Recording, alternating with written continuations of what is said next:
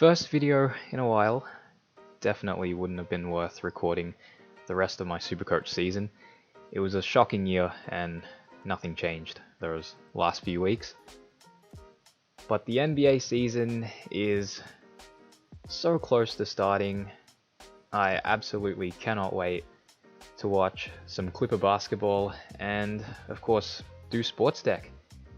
It's always nice when the AFL Supercoach season ends, you pretty much have NBA Supercoach during the summer. I'll have the league code on screen here and in the description if you are doing Sportsdeck and you want another league to join. But this is the starting team with less than 24 hours to go. I think we're pretty set. The front court has been locked in for a while. Jokic, no doubt we're starting him. Power forward, we've gone with Embiid. I think most would have Giannis, but I've gone with Embiid. Mostly due to schedule. The Sixers play 3 then 4 the first couple of weeks. The Bucks have 2 then 3. And then in week 3 the Bucks play 4, Nuggets play 2. So that would be a pretty easy Jokic to Giannis swap there. So that's my plan with the Embiid pick. And I guess just with the front court in general. At small forward we have LeBron. Not really a fan of the Clipper matchup for him because the Clips do a pretty good job of containing him most games, but that's just one of the 3 he plays during the first week. Small forward's a bit of a weird one. I think most would have KD, but he only plays 2 in the first week and that's why I'm not picking him at least for week 1. A few might have Kawhi. Not a fan of it because I think he'll rest back-to-backs coming off the ACL. Tatum and PG should be solid. Jimmy would be a nice pod. But there's a lot to choose from at small forward. But I've gone with LeBron. We did have enough cash for him, so why not? But the plan there is to just have him for week 1 and then trade him to KD in week 2 because the Nets play 4 games from weeks 2 to 4. So you definitely have to have at least one Nets player during those 3 weeks. The backcourt we've had a little bit more trouble deciding a couple of spots, mostly the premium positions. For the longest time we had James Harden in that premium point guard position, but now that's been switched to Ja Morant. At shooting guard, we had Cade Cunningham there for a while, and Colin Sexton as well. So what we've done since is Harden down to Ja, Sexton down to Trey Mann, which gave me the funds for Cade to Halliburton. I do like this setup a little bit more. I don't know how much I trust Cade.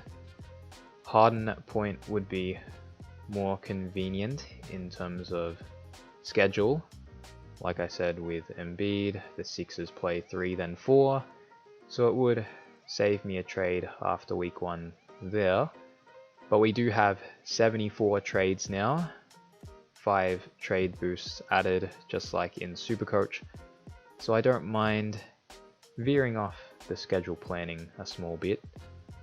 Although, thinking about it now, I could do something like Cade instead of Halliburton, so I have the cash to go Ja to Luka in week 2. That could be something I do. A few minutes ago I said I was set, but clearly not. So I guess that's something to think about now. As for the rookies or rookie-priced players, at point we have a couple of Spurs, Trey Jones, Josh Primo. Didn't get to watch much of the preseason besides the Clipper games, but from box score watching, Jones was solid.